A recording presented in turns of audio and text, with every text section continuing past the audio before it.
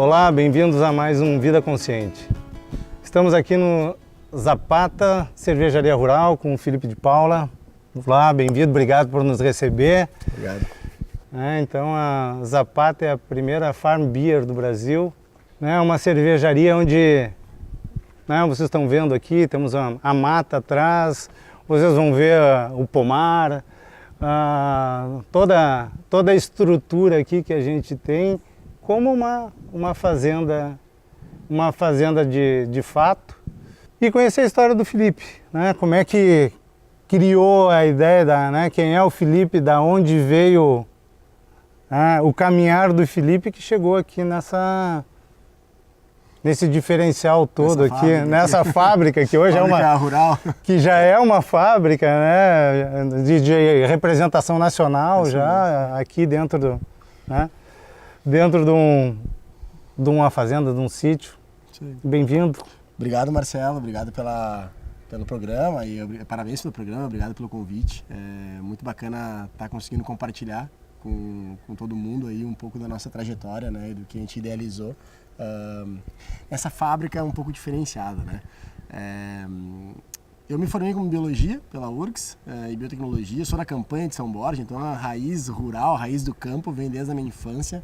E eu acho que quando a gente começou a idealizar a ideia de construir uma fábrica, a gente queria trazer um pouco desse conceito, desses valores para o ato de construir receitas, para a questão de técnica e assim por diante. Então comecei a desenvolver cervejas lá em 2009 como cervejeiro caseiro, e quando eu adquiri o sítio Del Bosque, onde a Zapata está inserida, em 2012 a gente começou a construir um plano de negócio para uma cervejaria, que no caso seria a primeira farmhouse brewery, ou cervejaria de fazenda do Brasil, que é um conceito franco-belga que os Estados Unidos agregou na década de 80 e veio trazendo grandes novidades e inovação no mercado cervejeiro. Essas cervejarias que estão mais entregadas com a natureza e buscam na natureza a inspiração das suas cervejas, Então a Zapata ela foi fundada mesmo em janeiro de 2015, então durante 2 anos, desde 2012 até final de 2014, ali 15, a gente começou a desenvolver receitas, testar equipamento, testar a questão dos resíduos e assim por diante. Nessa minha trajetória com o Felipe de Paula, eu fui testando cervejas, fui me especializando muito na questão de permacultura, agrofloresta, na interação do meio ambiente, como tu falaste, ou na natureza, para a consolidação de receitas e técnicas. E através desse estudo, eu consegui criar essa fábrica que é um pouco diferenciada, que nem a gente estava comentando.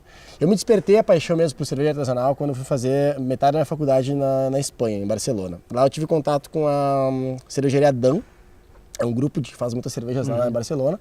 E lá eu era microbiologista de formação, como responsável técnico lá, da questão de análise sensorial, análise microbiológica, no laboratório à parte ali. E aí eu descobri cervejas diferenciadas. Dali me despertou, conheci vários rótulos na Europa, e quando eu voltei não tinha esses rótulos no Brasil, eu resolvi, já com o meu know-how de biólogo e biotecnólogo, fazer a própria cerveja. E deu certo. Ficou boa, a galera se divertiu, meus amigos, a gente fazia um evento solidário chamado Rangueira Solidária, onde eu colocava cerveja e comida e o pessoal doava agasalhos. E era as minhas cobaias, era o meu laboratório ali. E daí a paixão foi ficando cada vez maior pelo ato de fazer cerveja. Era muito curioso como acontecem todas as transformações, desde o malte até virar cerveja, pelo processo enzimático de conversão do amido em açúcar, depois a parte de esse mosto adocicado entrar em equilíbrio com o amargor do lúpulo. E aí todo o processo de fermentação, né, a produção alcoólica que é linda, e os aromas que libera, os sabores que a gente consegue atingir. E aí, bom, entrou na minha vida como um vírus, assim, não saiu mais do meu sangue, e aí a gente começou a desenvolver esse projeto que hoje já tem aí, vamos fazer 4 anos já nessa caminhada de levar esse conceito para o Rio Grande do Sul e para o Brasil. E é interessante, né, pegando o gancho que a gente até tinha conversado antes, já tem representação nacional, já tem projeto para estar saindo daqui, ou seja, saindo no sentido de, né, abrindo fronteiras. É legal tu buscar uma ideologia, um sonho e... Ah, com certeza. E vê-lo, né? Botar em prática. Exatamente. Acho que o mais legal é tu ver um sonho exatamente se materializar e tu ver que esse sonho materializado começa a contagiar outras pessoas e começa a ver que bares e consumidores finais também entendem todo o valor e o conceito da tua marca, do teu produto. Então hoje a gente está em 8 estados do Brasil, claro que a nossa maioria de vendas é Porto Alegre e Rio Grande do Sul, mas a gente atinge bastante São Paulo, Minas Gerais, Rio de Janeiro, Santa Catarina e Paraná, mas a região sudeste ali, né? E cada vez mais estão buscando a Zapata exatamente para além da parte de sabores, da cerveja, que a gente preza por qualidade, tudo o que ela tem por trás além do líquido. Essa questão de ser responsável socioambiental sobre as nossas ações, né? Ninguém busca os nossos resíduos aqui, nem o resíduo sólido nem o líquido, nós temos que ser responsáveis por ele. Então, e toda a cadeia de produção foi pensada, desde o tratamento de resíduo líquido, que passam por algumas cisternas, depois vão para um bananal, que é absorvido, aí para ir para o lençol freático já é uma água totalmente pura, né? Ou sem impacto ambiental. O resíduo sólido também é destinado muito com trocas com produtores locais, por queijo, por leite, por um pedacinho de porco. Essa é uma coisa extremamente interessante de colocar, né? A gente estava conversando sobre isso. Às vezes a gente vai para soluções mega, né? Precisamos de soluções extremamente complexas e tal. Tá aqui, o vizinho do lado vem aqui, resolve, um troca com o outro, daqui vira comida e... tem uma história engraçada que tu vê que a Suíça ela tá no meio da Europa ali, né? Obviamente que o leite da Suíça é bom por causa dos pastos ali da região alta. Mas há quem diga também que era todo resíduo de todas as cervejarias que estavam nos países à volta e iam para a Suíça. E o gado leiteiro acabava comendo esse bagaço cervejeiro, agregando bastante gordura no leite. Se é teoria, se é verdade, não vemos ao caso. Mas a história é interessante e ela foi meio comprovada pelo tambeiro do lado aqui, que é do sítio Capricórnio, do Evandro, também do seu Luiz, que produz um leite com Jersey holandesa e vaca holandesa. E ele me relatou que o leite está bem mais gordo depois que começou a alimentação dessas vacas leiteiras através do bagaço cervejeiro. Então ele é um produto altamente rico em proteínas, celulose, que pode agregar na alimentação dos animais. E como a gente tem muitos produtores rurais no nosso entorno, já está no coração da zona rural aqui de Viamão, essa troca se facilita, né? E é muito gratificante quando a gente entrega esse nosso resíduo, que para nós tem muito pouco valor, e aí vem um agradecimento em forma de troca, né? Eu comentei. Então é pensar realmente na complexidade socioambiental que gera uma indústria, né? Que em teoria é uma forma de negócio que mais impacta no mundo. Escolher uma área tão frágil como a zona rural faz nos refletirmos e buscarmos as soluções. E quando a gente começa a encontrar soluções, como tu falaste, nas relações mais simples, humanas, como simplesmente a troca, tu pode ver que a gente pode conseguir a solução de maneira barata e ao mesmo tempo ajudar outras pessoas. Um pouquinho de inteligência e boa vontade. Exatamente. Se faz muita coisa. Com certeza. Dentro né, quando eu estava buscando um dos assuntos que eu gosto, que eu acho que está em alta, que é a questão da cerveja, o porquê de ter escolhido a Zapata, e a gente está numa região. Quantas cervejarias a gente tem hoje no Brasil? Aproximadamente 700 cervejarias. É difícil de escolher, né? Então, exatamente esse foi o ponto da gente estar aqui hoje, né? Vocês vão acompanhar. É um processo extremamente agradável de tu entender essa integração. E aí, dentro disso, uma das coisas que o Felipe colocou é que aqui a gente não trata só a cerveja como bebida. Como é que é? Como alimento, né? Então a gente tem que ter essa visão do todo, né, do poder vir, que até por ser uma fazenda, poder vir aqui, compartilhar, fazer para nós aqui o velho bom churrasco. A porta está aberta para poder entrar aqui, poder ter um espaço onde pode tomar cerveja aqui dentro, comprar cerveja direto. Essa relação ela é legal, né? Tu vai quebrando as barreiras do portão fechado, do modelo hermético, tu pode permear todo esse lado, né? Acho que a beleza do que tu comentaste, trazer uma outra visão para a cerveja, além do líquido de ser bebida alcoólica, né? Ela é um alimento e se a gente vai analisar historicamente, a cerveja e não o pão, como a maioria das pessoas imagina, é que tornou o homem sedentário. Ele se colocou ao lado do rio Nilo, da margem, para produzir cereais, como cevada, trigo. E se a gente vai analisar, é muito mais fácil de produzir, é muito mais natural a produção de cerveja do que do pão. Então, provavelmente, aquele trigo recém-colhido, encharcou, pegou água, aquilo lá fermentou naturalmente, alguém tomou, viu que matou a fome e também teve uma maior contemplação da natureza, assim como eu digo. Isso aí levou a um estado de espírito um pouco mais jogado a outros quesitos, de rituais, assim por diante. Então, a cerveja, ela nasceu sendo alimento. Sendo alimento, ela foi utilizada muito como maneira de troca, como moeda. E aí a gente faz toda a construção das pirâmides do Egito, a questão das produções em fazendas na região da Alsácia, de Valônia, na França, onde tinha muita produção de cevada e centeio. O pagamento para esses saisonniers, né, que eram chamados, que eram as pessoas que trabalhavam só na época sazonal da colheita, uma parte dele era em cerveja. Então até que surgiu um estilo de cerveja chamado saison, né, que é clássica de cervejarias de fazenda, uma farmhouse ale, né? Então a gente olhar o líquido não só como bebida alcoólica, entretenimento, olhar como cultura, como alimento, a gente consegue levar também algo a mais do que o líquido, e sim cultura, que é um pouco do que a gente traz nos nossos rótulos, na concepção da Zapata. Eu acho que existe um elo muito grande entre todos os produtos que a gente consome hoje em dia, entre como é feito e quem consome.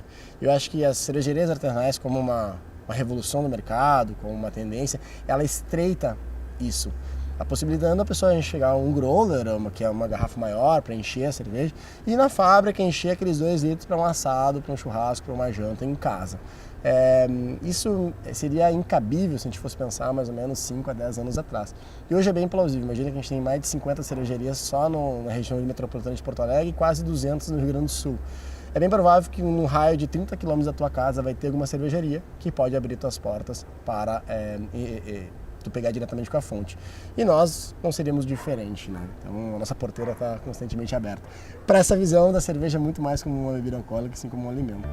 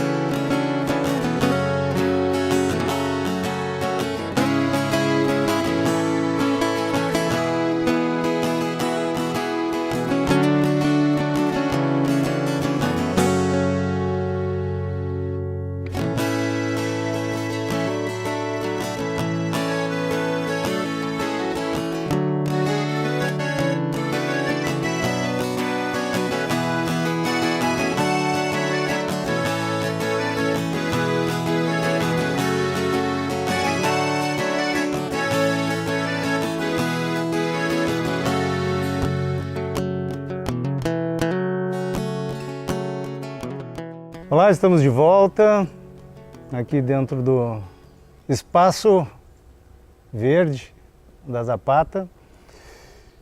Felipe, a gente estava conversando, né, agora um pouquinho antes sobre a história da Zapata. O que é a Zapata? Como é que nasceu a Zapata? O que tem por trás do nome e disso tudo aqui da Zapata? A Zapata, muita gente relaciona muito a Emiliano Zapata, a movimento de libertação do México, né? A gente não tem um vínculo muito forte com a ideia mexicana. Entretanto, a gente gosta muito do que aconteceu com a libertação do México com Emiliano Zapata. Foi uma guerrilha rural. Ela começou no ambiente rural, em alguns locais rurais, para libertar o México do imperialismo. De fora para o centro. Exatamente. Então a gente gostou muito dessa ideia para trazer esse conceito de como uma cervejaria rural, uma farmhouse, também trazer essa revolução do ambiente rural para o urbano, né? Então a Zapata também, por outros quesitos menores, eu gosto muito da ideia de começar com Z, ela sempre vai ser a primeira de trás para frente, tem repetições de As, e é muito bacana. O movimento também zapatista ele foi muito coletivo, foi muito autogestionável. E ele me chamou muita atenção quando eu estudava na URGS, no diretório acadêmico. Tinha uma bandeira muito grande do Emiliano Zapata, escrito Viva Zapata. Eu comecei a buscar o porquê se homenageava tanto, tinha muito como referência essa pessoa dentro do diretório acadêmico da biologia, onde eu frequentava muito. E eu descobri exatamente por isso, por o governo, o modo como ele gestionou a libertação do México era muito autogestionável, ou seja, não necessariamente alguém que tinha uma patente maior regia mais as regras do que uma patente menor, e sim quem conhecia mais o local onde eles iam fazer uma ocupação ou uma ação. Isso me achou muito bacana, eu sempre quis criar uma cervejaria onde tivesse um espírito mais coletivo, onde a nossa construção se fosse mais horizontal, e hoje a Zapata é assim, ela é totalmente horizontal.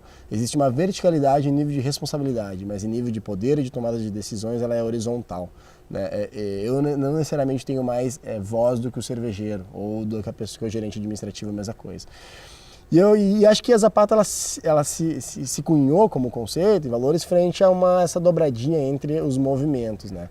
Então, desde a formação do logo da Zapata, ela se construiu de maneira coletiva, foram várias pessoas que escreveram a palavra Zapata em uma folha em branco e a gente sobrepôs e onde marcou mais virou o nosso logotipo. Então a gente queria que desde o nosso logotipo viesse já esse conceito de coletividade, de harmonia, de horizontalidade. E daí para atribuir ao conceito rural foi mais tranquilo. E esses logos coloridos, aí, essas caras, como é que elas surgiram? Então, a Zapata, quando da inspiração do diretório acadêmico, né, da biologia, a gente começou a produzir de maneira caseira para alguns amigos, para alguns coletivos, e muitos nos perguntavam, eu gostaria muito de um rótulo que homenageasse uma pessoa, um estilo X, um estilo Y.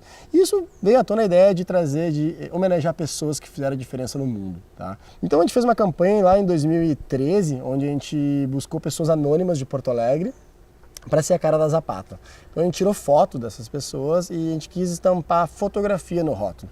Por ser uma cervejaria rural, a gente queria tirar esse estigma rural, porque 99% das vezes a gente consome a cerveja no ambiente urbano. De fotografia, depois do grafite, é umas expressões mais urbanas que tem, né, mais PB, e a gente gostou da ideia de trazer essa pessoa em preto e branco, sendo desenhada que lembrasse um revolucionário que fez alguma coisa, algo diferente ou impactante no mundo. Independente se ele fez algo que as pessoas consideram 100% correto ou 100% errado. Ele levantou da cadeira, saiu da zona de conforto e foi lutar pelos seus ideais. É isso que a gente preza um pouco, tá? Então a gente traz os primeiros nomes dessas pessoas, tá? Para lembrar que antes da pessoa ser famosa pelo nome que ela fez, ela era apenas uma pessoa comum, um Pedro, um João, uma Maria, e através dos atos ela se tornou conhecida, né? Então é uma série que a cada ano a gente lança 2 novos rótulos, então a gente já está com 8, vamos para 10 rótulos dessa série, sempre trazendo estilos bacanas, inovadores, que fazem uma ligação com também essa pessoa que a gente homenageia no mundo, né? Então é um pouco isso, a história dos rótulos, dos nomes.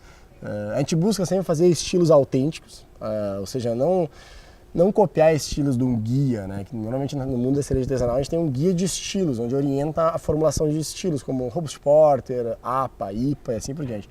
A gente busca estilos novos, ou fazer uma releitura do estilo clássico.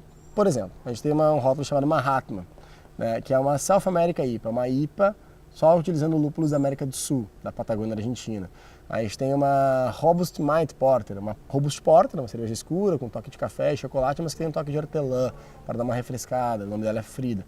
Então a gente tenta trazer o nosso fingerprint ali em cada criação nossa, né?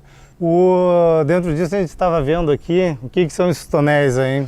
A gente tem vários projetos aqui na Zapata, né? A gente gosta da ideia de fazer as coisas com as próprias mãos, né? Então essa ideia de trocas, a gente faz queijo, a gente faz kombucha, a gente faz refresco, geleia, assim por diante, utilizando todos os artefatos que tem na fábrica, ou no sítio Del Bosque, né? E também nas trocas. Agora a gente está com um projeto de defumação, a gente está criando uma linha de cervejas onde a gente vai utilizar malte defumado. E a gente sabe que a defumação perde muito aroma e sabor quando ela vem de maneira das maltarias de maneira mais industrializada. Assim, já que a gente compra 90% dos nossos insumos vem de fora, vem da Alemanha, vem da Bélgica, Estados Unidos, Austrália. No Brasil não tem produções para os pequenos disponível, muito menos malte defumado. Então por que não comprar um malte mais base e nós defumarmos? Então é um projeto de defumação nosso aí, que provavelmente nos próximos meses vai estar surgindo uma coisa bem legal. Então essa visão que eu acho interessante. Por que a gente tem que rotular e fazer tudo com carinha de fora e não poder começar a criar as nossas daqui, com os nossos sabores, com os nossos produtos, com os nossos flavors, né, estruturados aqui? E isso vocês estão trafegando mais próximos, né? Nós acreditamos muito na questão do repensar o consumo, né? Pensar a ideia de o que isso está consumindo, o que ele tem por trás. Ele tem que contar uma história, o produto tem que contar uma história para ele se fazer significante frente à economia e o consumo. Então, uma das melhores histórias é tu interligar bons projetos. É tu conter uma simbologia por trás e mostrar para o consumidor final que lá não foi feito simplesmente para fins de consumo ou de venda e focado no marketing de consumo. Mas sim juntar pessoas que têm boas ideias e bons produtos que podem agregar valor a esse produto e a pessoa que está consumindo ter uma experiência única. Então, tipo, a utilização de mel na cerveja já é algo utilizado por algumas cervejarias de fazenda, principalmente nos Estados Unidos, e ele dá um perfil super legal, esterificado, ainda mais dependendo de qual mel é vindo. O mel de laranjeira, o mel de cambará, isso aí dá uma essência. E aí, Marcelo, o link que tu falaste, exatamente esse é o ponto. Quando a gente começar a olhar o Brasil como um hotspot de produção de flavors, que nós somos um gigante, a gente pode realmente pensar num futuro em ter uma escola cervejeira brasileira, realmente que alguns chefes de cozinha estão trazendo essa escola de gastronomia brasileira. Mas a gente tem que olhar para dentro, a gente tem que parar de olhar muito para fora, reproduzir e realmente acreditar no nosso potencial. Eu acho que se a gente une esses players e essas pessoas numa grande rede e começa a fazer com que essa troca aconteça de maneira verdadeira, a gente anda em matilha, a gente cresce junto. Por exemplo, só pegando um parênteses aqui, o próprio mel de cambará, que é um mel diferenciado, já está se fazendo um processo para ele ser carimbado como um mel. Não sei se o nome vai acabar sendo mel de cambará, mas é o mel claro, o mel branco. Então ele já está, esse é um trabalho que a gente está fazendo aqui no Brasil para que ele tenha, seja, não é produzido em quase lugar nenhum do mundo, é daqui. Exatamente. Então esse é o papel que eu acho que a gente tem que fazer, né? É olhar para os produtos, se unirmos em nível de associação, de grupos de produtores e dizer, olha só, estudar, né? Isso aqui é nosso, a gente faz dessa maneira há muito tempo, ela tem esses valores de nível de experiência gastronômica, tudo, e valorizar realmente esse produto, colocar na mão de quem entende, de bons chefes, de boas pessoas que valorizam isso aí, e aí alavancar e pensar realmente a longo prazo, né? Pensar em realmente onde os valores e o ideal de produtos inseridos na sociedade, no meio econômico, sejam perpetuados por longo tempo. Não simplesmente um ganho rápido com um grande markup. Não, pensar em algo que a gente vai deixar para a comunidade como dívida dessa industrialização e desse mercado, né? Eu acho que se a gente pensar todos os projetos, ainda mais esses projetos que são vinculados com a natureza, ou de denominação de origem, ou produção, como um presente para a sociedade, todo mundo vai ganhar, inclusive, principalmente nossos filhos. E pegando o gancho, né, do conceito Vida Consciente, né, do conceito do programa e de toda a malha que a gente tem entrevistado, de várias pessoas, de várias as linhas, um grande ponto que que hoje se tem e para mim, extremamente gratificante, para quem acompanha o programa, acredito que isso também. Esse pessoal está todo aí, ou seja, nós estamos aí, né? Onde é que a gente amarra as pontinhas para juntar todo esse pessoal que hoje está aí, carente até dessa informação, carente de achar. Isso tudo é o componente que eu acho que a gente tem que resgatar. Com certeza. A gente não tem que ter vergonha, o que a gente estava falando do modelo cult nacional e o cult internacional, né? A gente não tem que viver hoje de marca. Eu tenho que me preocupar com que marca eu tenho dentro de mim, quais são os valores que eu tenho e que marca eu deixo para o meu filho. E ele deixa para o outro e o que a gente está criando. Eu acho que esse é o grande ponto que é a nossa obrigação, né? Como seres conscientes, como pais, como tudo isso que a gente está criando, né? Eu acho que se a gente olhar o radical da palavra consciente é isso, né? Estar ciente de algo que tu vai consumir ou que tu vai repassar, né? E ela está muito agora vinculada à ideia de ter menos impacto socioambiental, né? Então, a gente se preocupa muito em alimentação que nós vamos dar para nossos filhos recém-nascidos. Tem que ter orgânico, E beleza, aí quando a gente fica mais adultinho, a gente meio que coloca qualquer coisa. Toca qualquer coisa para dentro e tá valendo. E aí quando tu fica velho, tu volta a ter esse costume de consumir orgânico. E desde a década de 80, 90, está tendo uma revolução artesanal de tudo. Então acho que a gente está começando essa geração Y e vindo agora a geração Z, que é bem mais exigente, nessa contestação constante para ter uma maior consciência sobre o consumo. Então acho que se a gente começar a ter aumentar o senso crítico frente ao consumo, eu acho que essa rede que tu comentaste, Marcela, vai se fortalecer e aí não tem como ela estourar mais. Essa é a nossa crença. Como é que é? Não adianta só falar, ter que fazer, né? Tem que levantar, sair da zona de conforto e lutar por ações. Então, ficamos com mais um programa Vida Consciente. Espero que novamente tenham gostado de tudo que viram. E estão convidados Com certeza. A vir a Zapata, não só tomar uma cerveja, mas conversar. Conhecer tudo isso. Novamente, gratidão e até o nosso próximo programa. Valeu.